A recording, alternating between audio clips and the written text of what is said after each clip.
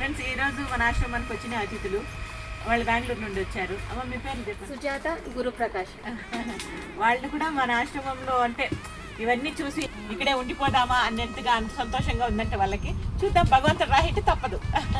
అంతే కదా, ఆశీర్వాదం కావాలమ్మా మాకు చిక్కన్న. భగవంతుడి నిర్ణయం అని చెప్పలేదు. ఇంకా మన ఆశ్రమానికి అన్నదానానికి మళ్ళీ వాళ్ళ వంతుగా ఈ రకంగా వస్త్రదానం ఇవన్నీ కూడా చేశారు.